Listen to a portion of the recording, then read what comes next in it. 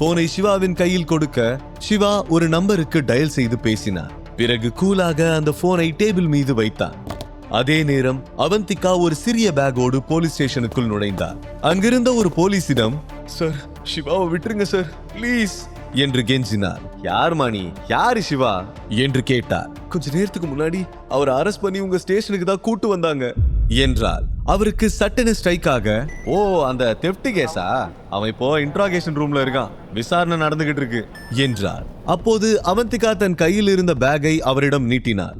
What is this என்று சந்தேகமாக கேட்டு அவர் பேக்கை திறக்க அதற்குள் கொஞ்சம் பணம் இருந்ததை பார்த்தார். இதை வச்சுட்டு எப்படியாவது சிவாவை விட்டுருங்க சார் என்றார். சரி சரி நீ போய் உட்காருமா, இப்போதைக்கு இந்த பேக் உங்ககிட்டே இருக்கட்டும் என்று சொல்லிவிட்டு பேக்கை அவளிடமே திரும்பி கொடுத்தார். அவந்திகா அந்த பேக்கை எடுத்துக்கொண்டு அங்கிருந்த ஒரு பெஞ்சில் அமர்ந்தார். அப்போது திடீரென அந்த இடத்தின் சிச்சுவேஷன் பரபரப்பாக மாறியது. சைரன் வைத்த போலீஸ் காரில் இருந்து இறங்கிய டிஐஜி ஸ்டேஷனிற்குள் வேகமாக சென்றார். சட்டென எல்லா போலீஸ்காரர்களும் எழுந்து நின்று சல்யூட் அடித்தார்கள். திடீரென டிஐஜி அங்கே வருவார் என யாருமே எதிர்பார்க்கவில்லை. அதனால் எல்லோரும் பதறிவிட்டார்கள். டிஐஜியோடு 2 லாயர்களும் இன்ட்ராகேஷன் ரூமை நோக்கி வேகமாக சென்றார்கள். இதையெல்லாம் பார்த்த அவந்திகாவின் பயம் அதிகமாகியது. இன்ட்ராகேஷன் ரூம் கதவு ஓபன் ஆனது. சிவாவின் முகத்தை பார்த்தவுடன் டிஐஜி ஷாக் ஆகிவிட்டார். அவர் இன்ஸ்பெக்டர் ரவியை பார்த்து, நீ யாரை அரெஸ்ட் பண்ணி கூட்டு வந்திருக்கன்னு தெரியுமா என்று சத்தமாக கேட்டார். அதை கேட்ட ரவி அதிர்ச்சி அடைந்து விட்டார். ஏனென்றால் டிஐஜியே நேரில் வந்து ஒரு மனிதனுக்காக சப்போர்ட் செய்வது இதுதான் ஃபர்ஸ்ட் டைம். இதற்கு முன் இப்படி நடந்ததே இல்லை. அவர் பதட்டத்தோடு எழுந்து நின்று டிஐஜிக்கு சல்யூட் அடித்தார். அதை தொடர்ந்து 2 கான்ஸ்டேபிள்களும் அவருக்கு சல்யூட் அடித்தார்கள். இவர் மேல என்ன சார்ஜ் போட்டிருக்கீங்க என்று கேட்க, சார் அது வந்து ரவியின் வாயிலிருந்து வார்த்தைகள் வரவில்லை. நீங்க எவ்வளவு பெரிய தப்பு பண்ணிருக்கீங்கன்னு தெரியுமா mister Ravi? He is the CEO of Dharma Groups. Arrest பண்றதுக்கு முன்னாடி யார் என்னன்னு தெரிஞ்சுக்க மாட்டீங்களா என்று சொல்லிவிட்டு சிவாவை பார்த்து, சார் நீங்க இங்க இருக்க வேணாம், வெளியில கொஞ்ச நேரம் ரிலாக்ஸா இருங்க சார், நான் இவர்கிட்ட பேசிக்கிறேன் என்று சொல்ல சிவா இன்ட்ராகேஷன் ரூமை விட்டு வெளியேறினார். அங்கே உள்ளே என்டர் ஆன லாயர்கள் ரவியிடம் சில பேப்பர்களை கொடுத்தார்கள். டிஐஜி ரவியிடம், எஃப்ஐஆர் போட்டீங்களா என்று கேட்க, அது வந்து என்று இழுத்தார்.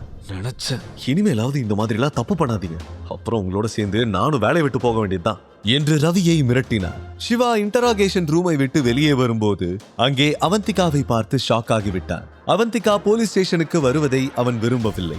அவன் அவந்திகாவுக்கு அருகில் வந்து அமர்ந்தார். அவனை பார்த்தவுடன் அவந்திகா, ஆர் யூ ஓகே, உனக்கு ஒன்னும் ஆகல என்று அக்கறையோடு கேட்டாள். எனக்கு ஒன்னும் இல்லை, ஐம் ஓகே, நீ ஏன் இங்க வந்த என்று கேட்க, அன்னைக்கு நான் விக்கி கிட்ட மாட்டிக்கிட்டப்போ நீ தானே என்ன காப்பாத்தின, இன்னைக்கு ஏன் டர்ன், பட் என்ன பண்றதுன்னு எனக்கு தெரியல, அதனாலதான் என்கிட்ட இருந்த சேவிங்ஸ் கொடுத்து உன்னை கூட்டிட்டு போக வந்தேன் என்றார். நீ கஷ்டப்பட்டு சேர்த்து வச்ச பணத்தை எல்லாத்தையும் போலீஸ் கிட்ட கொடுத்துட்டனா அப்புறம் டெய்லி செலவுக்கு நீ என்ன பண்ணுவ என்று கேட்க, எனக்கு அதெல்லாம் தெரியாது, எப்படியாவது உன்னை இங்க இருந்து கூட்டு போகணும்னு நினைச்சேன், அவ்வளவுதான், நீ என் உயிரை காப்பாத்திருக்க, சோ எப்படியாவது உன்னை இங்க இருந்து கூட்டு போகணும்னு மட்டும்தான் தோணிச்சே தவிர எனக்கு வேற எதுவும் தோணல என்றார். அவந்திகாவின் வார்த்தைகள் அவன் இதயத்தை தொட்டது. அவன் அப்போதே தன்னை பற்றிய எல்லா உண்மைகளையும் அவளிடம் சொல்லிவிடலாம் என்று எண்ணினான். 3 வருடங்களாக அவனும் நந்தினியும் திருமண பந்தத்தில் இருந்திருக்கிறார்கள். ஆனால் நந்தினி அவனை பற்றி கொஞ்சம் கூட கவலைப்படவில்லை. ஆனால் அவந்திகா ஒரு நாள் அவனிடம் பழகியதற்கே அவனுக்காக ரிஸ்க் எடுக்க தயாராக இருந்தார். அவள் முகத்தில் இருக்கும் அப்பாவித்தனம், பயம், கேரிங் இதெல்லாம் ஒன்றாக சேர்ந்து சிவாவை தூண்டிவிட்டு கொண்டிருந்தது. உடனே அவளை ஹக் பண்ண வேண்டும் என்று எண்ணினார். அந்த நொடியே அவளை தூக்கி கொண்டு இந்த உலகத்தை விட்டு வேறு எங்காவது சென்றுவிட வேண்டும் என்று நினைத்தான். அவன் ஏதோ சொல்ல வாயை திறக்க போகும் நேரத்தில் சரியாக டிஐஜியும் ரவி மற்றும் கான்ஸ்டேபிள் இருவரும் வெளியே வந்தார்கள். ரவியின் முகத்தில் இப்போது பீதி தெரிந்தது. சிறிது நேரத்திற்கு முன் அவர் முகத்தில் இருந்த திமிர் இப்போது அடியோடு மாறி இருந்தது. ரவி சிவாவிடம் மன்னிப்பு கேட்க நினைப்பதற்கு முன் சிவா அவரிடம், இமீடியட்டா ஒரு கேப் புக் பண்ணி அவங்களை கூட்டுவாங்க என்று சொல்ல ரவி உடனே அதற்கு ஏற்பாடு செய்தார். பின் ரவி கான்ஸ்டேபிள்களுக்கு இன்ஸ்ட்ரக்ஷன் சொல்ல கான்ஸ்டேபிள்ஸ் அவந்திகாவை மரியாதையோடு வெளியே அழைத்து சென்று காரில் உட்கார வைத்தார்கள். அவந்திகா வெளியில் சென்ற மறுகணமே மேனேஜரும் சேல்ஸ்மேனும் போலீஸ் ஸ்டேஷனுக்குள் வேகமாக நுழைந்தார்கள். சிவாவிடம் ஓடி வந்து, ஐம் சாரி சார், நீங்க தர்மா குரூப்ஸோட சிஇஓவா இருப்பீங்கன்னு நான் நினைச்சு கூட பார்க்கல சார். என்று சேல்ஸ்வுமன் சொல்ல மேனேஜரும் கைகளை கூப்பியபடி, எஸ் சார், ஒருவேளை எங்களுக்கு முன்னாடியே தெரிஞ்சிருந்தா கண்டிப்பா இப்படி நடந்திருக்காது, ப்ளீஸ் ஃபர்கிவ் மீ சார் என்றார். சேல்ஸ்வுமன் பயத்தில் நடுங்கிக் கொண்டிருந்தார். சிவா அங்கிருந்து வெளியேறும் போதே இதன் விளைவுகள் மோசமாக இருக்கும் என்று எச்சரித்து விட்டுதான் வந்திருந்தார்.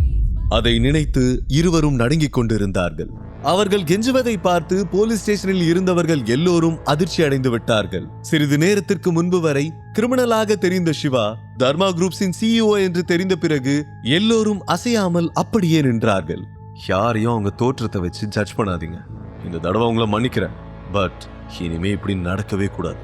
காட் இட் என்று சொல்ல மேனேஜரும் சேல்ஸ்வுமனும் கோரஸாக, நிச்சயமா இனி இந்த தப்பை பண்ண மாட்டோம் சார் என்றார்கள். எங்க சைட்ல இருந்து உங்களுக்கு ஒரு சின்ன கிஃப்ட் என்று சொல்லிக்கொண்டே மேனேஜர் தன் பாக்கெட்டில் இருந்து ஒரு கீயை எடுத்து சிவாவிடம் கொடுத்தார். வாட்ஸ் திஸ் என்று கேட்க, இது ஒரு சின்ன கிஃப்ட், போட் கிளப்ல உங்க புது வீட்டோட சாவி, இனி இது உங்களோடது சார் என்றார். ஆல்ரைட், இத நீங்களே வச்சுக்கோங்க, என்னால யாருக்கும் எந்த லாஸும் வேணாம், அது எனக்கு பிடிக்காது என்று சொல்ல, நோ சார், இதனால எங்களுக்கு எந்த லாஸும் இல்ல, ப்ளீஸ் சார் என்றார். மேனேஜர் வற்புறுத்தி கேட்டதால் சிவா அதை வாங்கி கொண்டான். பிறகு DIGயிடம், நான் இப்போ போலாமா என்று கேட்க, ஓ ஷுவர் என்றார். உடனே சிவா அங்கிருந்து வெளியேறினார். அவந்திகா வெளியில் காருக்குள் காத்திருந்தார். அங்கிருப்பவர்கள் எல்லோரும் சிவாவுக்கு ரெஸ்பெக்ட் கொடுப்பதை பார்த்து நிச்சயமாக சிவாவுக்கு பின்னால் ஏதோ ஒரு ஐடென்டிட்டி இருக்கிறது என்று அவளுக்கு தோன்றியது. சிவா காரில் ஏறிக்கொள்ள அவந்திகா உடனே அவனிடம், நீ யாரு, எல்லாரும் ஏன் உன்னை இவ்வளோ ரெஸ்பெக்ட் பண்றாங்க என்று கேட்டாள். நீ நினைக்கிற மாதிரி எதுவும் இல்லை அவந்திகா, நான் ஒரு காமன் மேன். எனக்கு எமர்ஜென்சி டைம்ல ஹெல்ப் பண்றதுக்கு சில நல்ல ஃப்ரெண்ட்ஸ் இருக்காங்க, அவ்வளோதான். அதனால தான் எனக்கு இவ்வளோ ரெஸ்பெக்ட் கிடைக்குது. அதர்வைஸ் நீ நினைக்கிற மாதிரி எல்லாம் எதுவும் இல்லை என்று சமாளித்தாள். அவந்திகாவும் சிவாவின் வார்த்தைகளை அப்படியே நம்பிவிட்டாள். சிவா ஏன் அவந்திகாவிடமிருந்து உண்மையை மறைத்தார்? சிவாவின் கார் அவந்திகாவின் ஹாஸ்டலுக்கு போகும் ரூட்டில் போகாமல் வேறு ரூட்டில் போவதை பார்த்த அவந்திகா, நாம இப்ப எங்க போறோம் என்று டென்ஷனோடு கேட்டார்.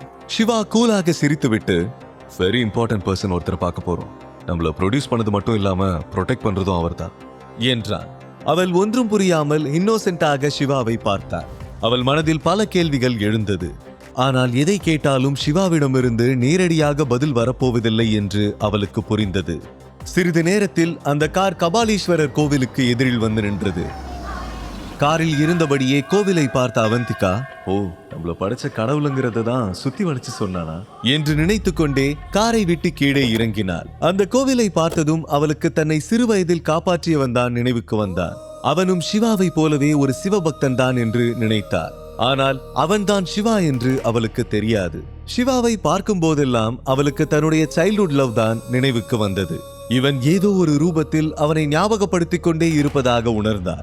சிவாவை ஆச்சரியத்தோடு பார்த்து கொண்டே அவனை ஃபாலோ செய்து கோவிலுக்குள் சென்றார். தன்னுடைய சைல்ட்ஹுட் லவ் நிஜமாகவே கிடைத்ததற்காக அவன் சிவனுக்கு நன்றி சொல்லத்தான் வந்திருந்தான். நெக்ஸ்ட் டைம் நான் கோவிலுக்கு அவந்திகாவை கூட்டு வரும்போது அவளுக்கு நான் தான் அவளை சைல்ட்ஹுட்ல காப்பாத்தினேங்கிற உண்மை தெரிஞ்சு 2 பேருமே லவ்வர்ஸா ஒத்துமையா வரணும் என்று வேண்டிக் கொண்டான். பிறகு இருவரும் மீண்டும் காருக்கு திரும்பினார்கள். சிவா டிரைவரிடம், போட் கிளப்புக்கு போங்க என்று சொல்ல அதை கேட்டு அவந்திகாவுக்கு தூக்கி வாரி போட்டது. இப்போதுதான் அங்கே போய் மிகப்பெரிய பிரச்சனையை சந்தித்துவிட்டு போலீஸ் ஸ்டேஷன் வரை போய் திரும்பி இருக்கிறார்கள். மீண்டும் எதற்காக அதே இடத்திற்கு போக வேண்டும் என்று யோசித்தார். ஆனால் அதை பற்றி அவனிடம் கேட்கும் துணிச்சல் அவளுக்கு இல்லை. இருவருக்கும் நடுவில் ஒரு சைலன்ஸ் நீடித்தது. பிறகு அவந்திகாவே அதை உடைத்து பயந்த குரலில், சிவா, நிஜமா நீ யாரு? அவங்க எல்லாரும் ஏன் உன்னை பார்த்து பயப்படுறாங்க? நீ ஏதாவது மாஃபியா குரூப்போட ஹெட்டா என்று இழுத்தார். சிவா சட்டென சீரியஸாக அவள் பக்கம் திரும்பி, ஒருவேளை நான் மாஃபியா குரூப்போட ஹெட்னு சொன்னா என்ன செய்வ? என்கிட்ட இருந்து விலகி போயிடுவியா என்று கேட்க, அப்படி இல்ல, அது வந்து என்று ஏதோ சொல்ல வந்து தயங்கியபடி பாதியிலேயே நிறுத்திவிட்டார். அவளுடைய பயத்தை புரிந்து கொண்ட சிவா சாஃப்ட் டோனில், டோன்ட் வரி, அப்படிலாம் எதுவும் இல்லை, I'm just a common man. ஒரு பெரிய பிசினஸ் மேன் என்னோட ஃப்ரெண்ட். அவருக்கு சொசைட்டில நல்ல இன்ஃப்ளூயன்ஸ் இருக்கு. அவரால் தான் எனக்கு இந்த மரியாதை. அவரோட பேரை கேட்டுதான் எல்லாரும் பயந்தாங்க. போதுமா, இப்போ உன் டவுட் கிளியர் ஆயிடுச்சா என்று கேட்டான். அவள் இன்னோசென்ட்டாக படபடக்கும் கண்களால் சிவாவை பார்த்து, சாரி சிவா, நான் ரொம்ப பயந்துட்டேன் தெரியுமா? ஆனா கேட்ட உடனே இமீடியட்டா 3 crores கொடுக்குற ஃப்ரெண்ட்ஸ் கூட இருக்காங்களா?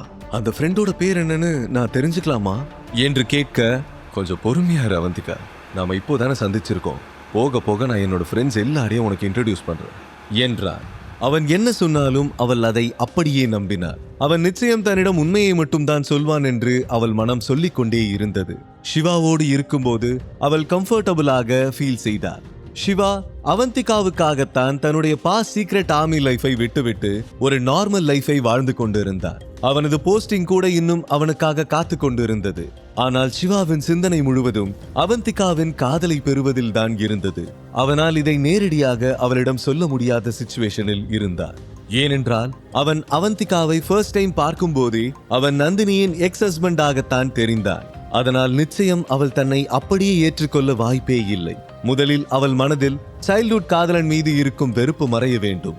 அதற்கு பிறகுதான் தன்னை பற்றிய உண்மையை சொல்ல முடியும். அதுவரை எந்த உண்மையையும் சொல்லாமலேயே இந்த உலகில் உள்ள ஒட்டுமொத்த சந்தோஷத்தையும் அவளுக்கு கொடுக்க வேண்டும் என்று நினைத்தான். அதே நேரம் சுப்ரீம் ஃபேமிலியில் தங்களுடைய கம்பெனியை நஷ்டத்தில் இருந்து மீட்டெடுக்க என்ன செய்யலாம் என்று ரேகாவும் நந்தினியும் யோசித்துக் கொண்டிருந்தார்கள். அவர்களிடம் இப்போது போதிய பணம் இல்லை.